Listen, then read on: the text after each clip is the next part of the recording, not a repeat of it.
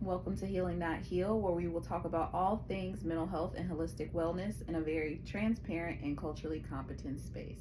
Today's color is green, and no one's going to get it right, so I'm just going to be transparent. It's green because I don't feel good, and so I associate green with ick. Um, I do have a sore throat, and so I'm still going to push through because I feel like it. I will rest after this. That's the balance, right? Today, I wanted to talk about how I got into holistic health and somatic healing. A lot of people who are in the clinical field, you probably know, either are social workers or professional counselors.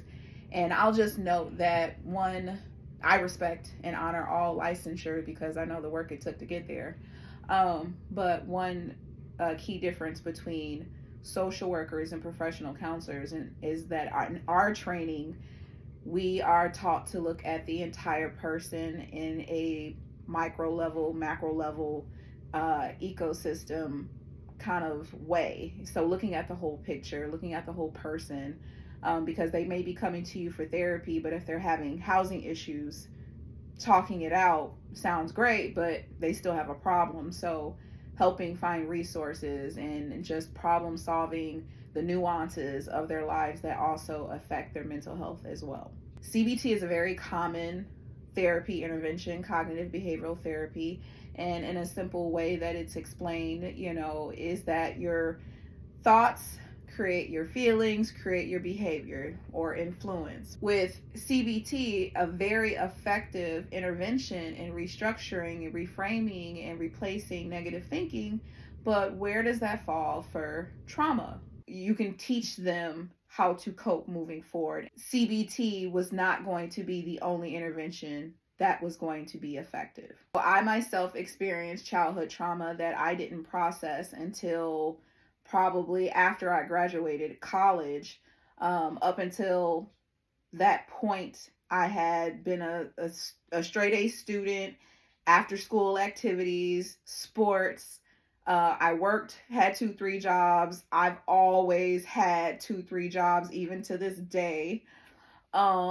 This time is by choice, but I always stayed busy, so I was not processing my childhood trauma. Got to college, again, stayed busy, worked, didn't have time for anything. I was in a sorority. It was a transformational stage in my life, but also deeply depressing because I did a lot of coping with alcohol once I realized that it would help me sleep.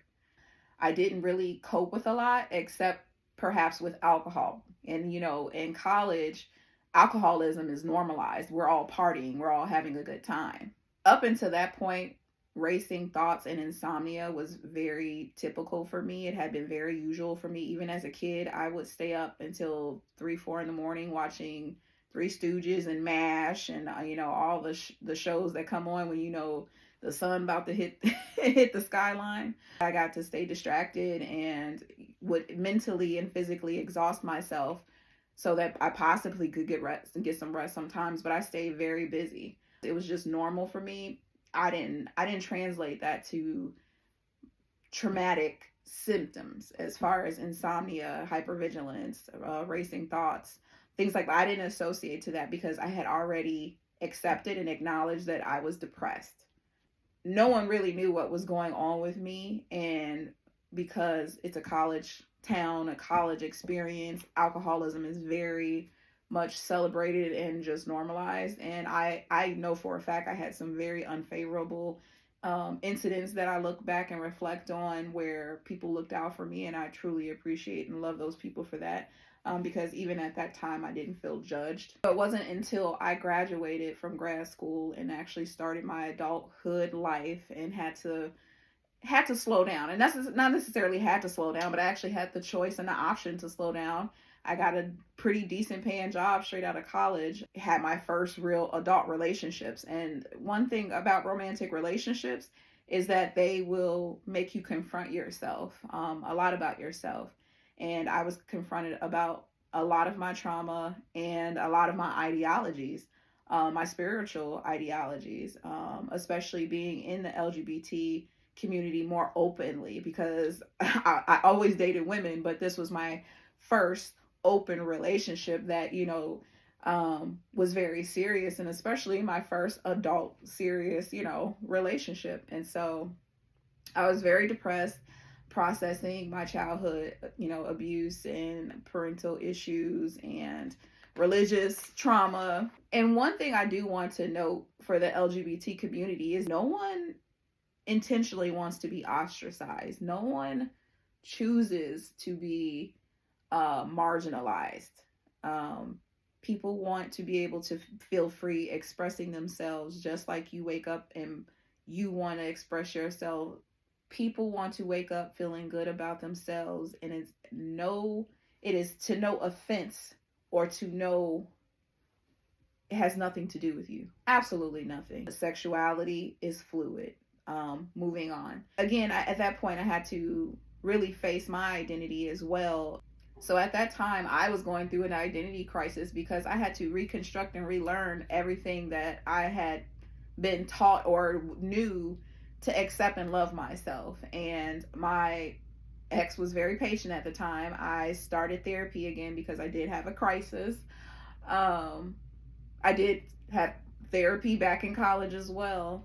And it helped me heal a lot, and I was more confident with myself, with my sexuality, with my relationship, my identity, my trauma, had improved relationships with family and everything. And boom, it's like, there's always layers to this healing journey, and that's why I say healing, not heal.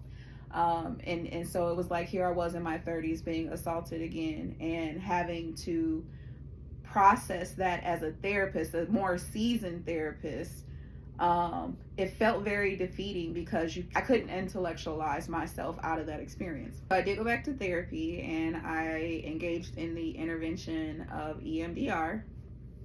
And basically what that experience is using your sensory to help you process the trauma in a way that your brain kind of rewires and looks at it differently. Using your sensory, there's different modalities of, you can use touch, which they give you a tap, or a light that goes, or sound that's bilateral. And I did all three at the same time. So although EMDR and talk therapy were very effective and helpful in processing my trauma, there were still like psychosomatic experiences and a spiritual level, just being disconnected with my body, that I was still experiencing, that talk therapy and EMDR I needed additional alternative support. And so things like my intestinal issues, I was still having IBS, I was still having insomnia, I was still having nightmares and flashbacks. I was still having some I think the on edge thing, the kind of hypervigilant thing, I think that's just like, I'm always on a swivel because of my last job. So it's just like some part of trauma can't be processed when you're still being re-traumatized, if that makes sense. And hypervigilance was one of them, just because of my environment. But I sought out alternative therapies. Not only did I want to reconnect with my mind, but with my body. And I started to become more in tune with practices like sound healing, like Reiki, like meditation. And it just brought a lot of calmness and connection with myself, and a healthier way of responding versus reacting to some of what I was experiencing in my life stress. So, my friends, one of the jokes for a while, because therapy got, I started therapy back in college. One of the jokes with my friends is, I'm the calm, right? We had the petty crew. I'm the calm one. But it's kind of like before the storm. Still a lot of like rage and just anger underneath all of that. Admittedly so, right? You release and you forgive and you do all of those things. But one of the greatest interventions that really helped me not only process my adult trauma, but my childhood trauma and ancestral trauma was Reiki. My first interaction with Reiki, I felt just very deeply connected with my own body. and on a spiritual level. I felt more in tune with my thoughts versus them kind of running around rapid. I was able to kind of be more observant and aware of them and manage them a lot more. And it brought more structure and discipline to my life. The second time I had Reiki, it was just, I will say indescribable, but I'm going to describe it. It felt like a different plane for me, like a different level of meditative plane. Is how I can describe it. It wasn't because of any witchcraft or, anything. The practitioner didn't have any control over my functions. I was fully in control of myself and my body. But I felt connected to spirit more, my source, my divine, who I call God. And it's not a denominational practice. You can be of any spiritual background and still engage in Reiki, which again is a Japanese practice of energy balance and brings a very meditative, restful, calm state. It was with that practice that I learned self-compassion.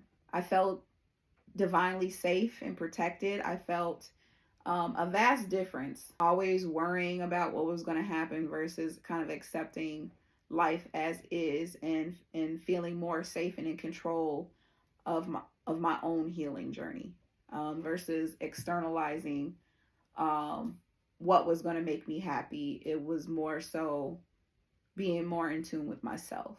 Reiki is a different experience for everybody, but it was an amazing experience for me, and which is why I wanted to offer it back into the community and educate the community about it, because sometimes you need support in addition to other therapeutic modalities.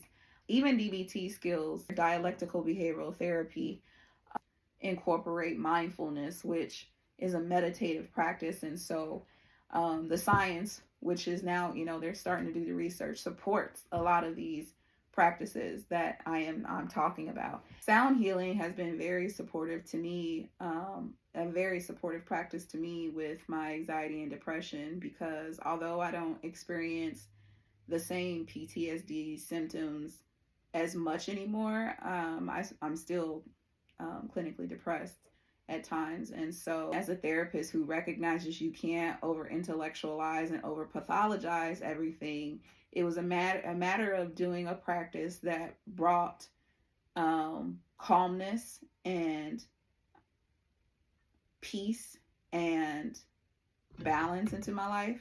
I know with my feelings, I need to feel them, I need to observe them, I need to process them, and then I need to release them and just respond instead of react. And that has been a lot of meditative practice to get to that point. So having a routine meditative practice has been that intervention for me. Sound healing has reminded me to balance all areas of my life and not to just focus on one area of my life, because that is how I have gotten off balance before. And so that in itself has just kept me very grounded. It helps me process where is the resistance in my body, and discovering what is physically and emotionally blocking me that week and what needs to change. Again, both practices have been extremely fundamental and transformational for me, and so I just wanted to educate and share and incorporate those practices into my own practice, because I think our community needs to know more of what's out there to help us. Acupuncture, massage therapy, meditation, of course. You just have to find what works for you. You have to be intentional about it. Whatever you pursue, you have to be intentional about it. About any practice that you engage in, even therapy. You'd be surprised how many people lie to their therapist every day. You can't lie to yourself, though. That's where the real healing begins. All right. Bye, folks.